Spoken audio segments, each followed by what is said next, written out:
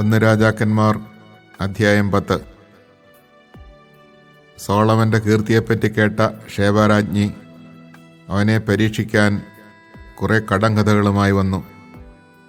ഒട്ടകപ്പുറത്ത് സുഗന്ധദ്രവ്യങ്ങളും ധാരാളം സ്വർണവും വിലയേറിയ രത്നങ്ങളുമായി വലിയൊരു പരിവാരത്തോടുകൂടെയാണ് അവൾ ജെറുസലമിലെത്തിയത്.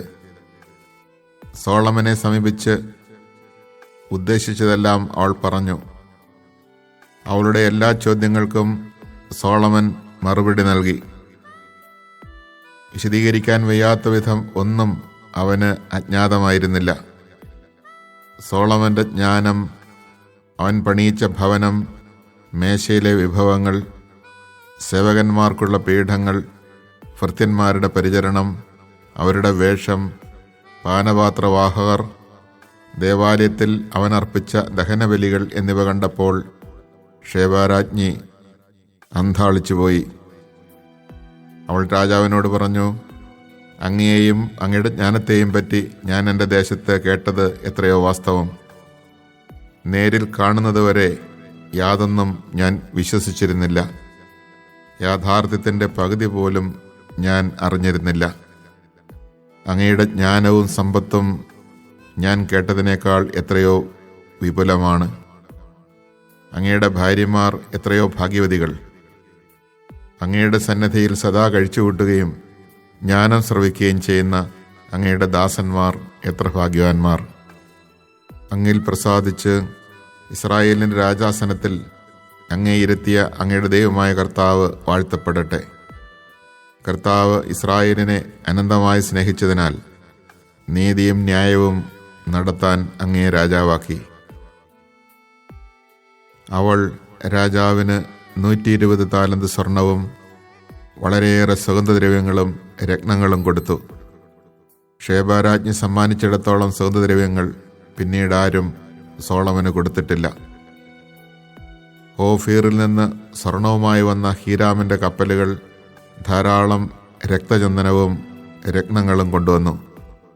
രാജാവ് ആ ചന്ദനം കൊണ്ട് കർത്താവിൻ്റെ ആലയത്തിലും കൊട്ടാരത്തിലും തൂണുകളും ഗായകർക്ക് വീണയും തമ്പുരവും ഉണ്ടാക്കി. അത്തരം ചന്ദനം ഇന്നുവരെ ആരും കൊണ്ടുവന്നിട്ടില്ല, കണ്ടിട്ടുമില്ല. രാജാവ് ഷേബാരാജ്ഞിക്ക് സമ്മാനമായി നൽകിയവയ്ക്ക് പുറമെ അവൾ ആഗ്രഹിച്ചതും ചോദിച്ചതുമെല്ലാം നൽകി. അവൾ സേവകരോടൊത്ത് സ്വദേശത്തേക്ക് മടങ്ങി.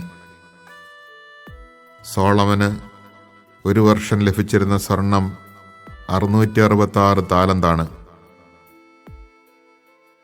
വ്യാപാരികളിൽ നിന്നുള്ള നികുതിയും ചുങ്കവും വിദേശ രാജാക്കന്മാരും ദേശാധിപതികളും നൽകിയ കപ്പവും വഴി ലഭിച്ചിരുന്ന സ്വർണം വേറെയും.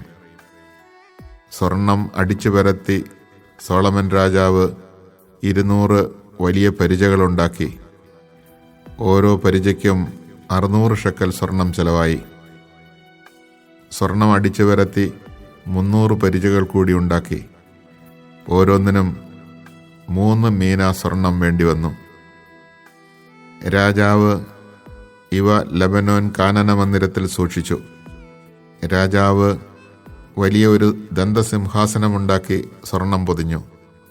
അതിന് 6 പടികൾ ഉണ്ടായിരുന്നു. പിൻഭാഗത്ത് കാളക്കുട്ടിയുടെ തലയും ഇരുവശത്തും കൈത്താങ്ങുകളും അതിനടുത്ത് 2 സിംഹങ്ങളും ഉണ്ടായിരുന്നു. 6 പടികളിൽ ഇരുവശത്തുമായി 12 സിംഹങ്ങളെ നിർമ്മിച്ചു. ഇത്തരമൊരു ശില്പം ഒരു രാജ്യത്തും ഉണ്ടായിരുന്നില്ല. സോളമൻ രാജാവിൻ്റെ പാനപാത്രങ്ങളെല്ലാം സ്വർണ്ണ നിർമ്മിതമായിരുന്നു. ലബനോൻ കാനന മന്ദിരത്തിലെ എല്ലാ പാത്രങ്ങളും തങ്കം കൊണ്ടുള്ളതും. സോളമൻ്റെ കാലത്ത് വെള്ളി വിലപ്പെട്ടതേ ആയിരുന്നില്ല. അതിനാൽ വെള്ളി കൊണ്ട് ഒന്നും തന്നെ നിർമ്മിച്ചിരുന്നില്ല. കടലിൽ ഹീരാമിൻ്റെ കപ്പലുകളോടൊപ്പം രാജാവിന് താർഷിസിലെ കപ്പലുകളും ഉണ്ടായിരുന്നു. അവ 3 വർഷത്തിലൊരിക്കൽ സ്വർണം, വെള്ളി, ആനക്കൊമ്പ്, കുരങ്ങുകൾ, മയിലുകൾ ഇവ കൊണ്ടുവരിക പതിവായിരുന്നു. ഇങ്ങനെ സോളമൻ രാജാവ് സമ്പത്തിലും ജ്ഞാനത്തിലും ഭൂമിയിലുള്ള സകല രാജാക്കന്മാരെയും പിന്നിലാക്കി. ദൈവം സോളമന് നൽകിയ ജ്ഞാനം ശ്രവിക്കാൻ എല്ലാ ദേശക്കാരും അവൻ്റെ സാന്നിധ്യം തേടി. ഓരോരുത്തരും ആണ്ടുതോറും വെള്ളിയും സ്വർണവും കൊണ്ടുള്ള ഉരുപ്പിടികൾ, തുണിത്തരങ്ങൾ, മീറ, സുഗന്ധദ്രവ്യങ്ങൾ, കുതിര, കോവർ കഴുത എന്നിവ ധാരാളം അവന് സമ്മാനിച്ചു. സോളമൻ രഥങ്ങളെയും കുതിരക്കാരെയും ശേഖരിച്ചു. തൻ്റെ 1400 രഥങ്ങൾക്കും 12,000 കുതിരക്കാർക്കും നഗരങ്ങളിലും രാജാവിന് സമീപം ജെറുസലമിലും താവളം നൽകി. ജെറുസലമിൽ കല്ലുപോലെ വെള്ളി അവൻ സുലഭമാക്കി. ദേവദാരു ഷെഫലായിലെ അത്തിമരം പോലെ സമൃദ്ധവുമാക്കി. ഈജിപ്തിൽ നിന്നും കുവയിൽ നിന്നും സോളമൻ കുതിരകളെ ഇറക്കുമതി ചെയ്തു. രാജാവിൻ്റെ വ്യാപാരികൾ അവയെ കുവയിൽ നിന്ന് വിലയ്ക്ക് വാങ്ങി. ഈജിപ്തിൽ രഥമൊന്നിന് 600 കുതിര ഒന്നിന് 150 ഷെക്കൽ വെള്ളിയായിരുന്നു വില. ഹിത്യരുടെയും സിറിയക്കാരുടെയും രാജാക്കന്മാർക്ക് രാജവ്യാപാരികൾ വഴി അവ കയറ്റുമതി ചെയ്തു. Chapter 10. The Queen of Sheba, having heard of Solomon's fame, came to test him with subtle questions. She arrived in Jerusalem with a very numerous retinue, and with camels bearing spices, a large amount of gold and precious stones. She came to Solomon and questioned him on every subject in which she was interested. King Solomon explained everything she asked about, and there remained nothing hidden from him that he could not explain to her.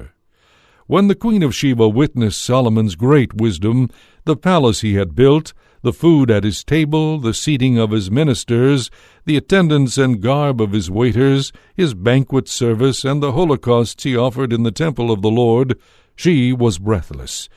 "The report I heard in my country about your deeds and your wisdom is true," she told the king, "though I did not believe the report until I came and saw with my own eyes.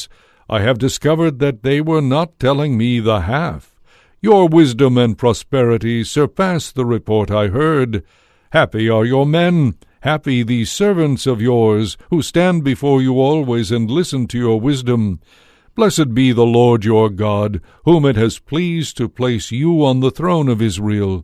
In his enduring love for Israel, the Lord has made you king to carry out judgment and justice." Then she gave the king 120 gold talents, a very large quantity of spices and precious stones.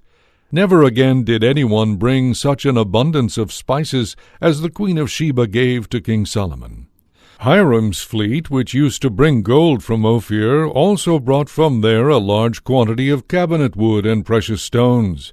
With the wood the king made supports for the temple of the Lord and for the palace of the king, and harps and lyres for the chanters.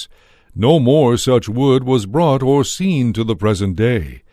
King Solomon gave the Queen of Sheba everything she desired and asked for, besides such presents as were given her from Solomon's royal bounty.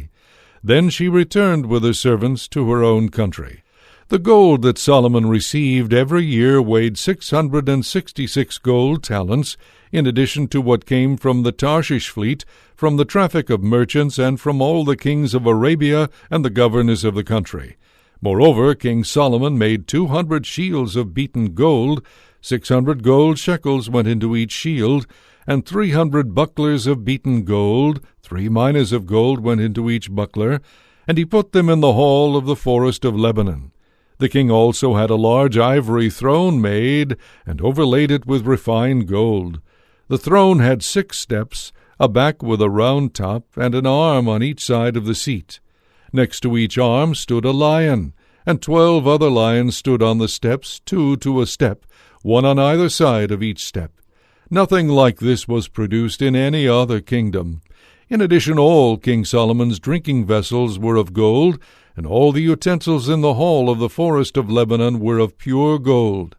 There was no silver, for in Solomon's time it was considered worthless.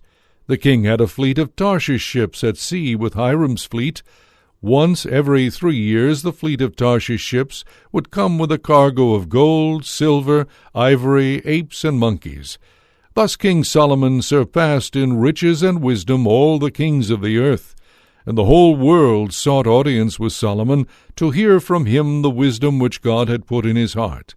Each one brought his yearly tribute, silver or gold articles, garments, weapons, spices, horses, and mules.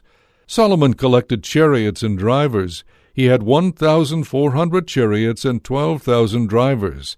These he allocated among the chariot cities and to the king's service in Jerusalem. The king made silver as common in Jerusalem as stones, and cedars as numerous as the sycamores of the foothills. Solomon's horses were imported from Cilicia, where the king's agents purchased them. A chariot imported from Egypt cost 600 shekels, a horse 150 shekels. They were exported at these rates to all the Hittite and Aramean kings.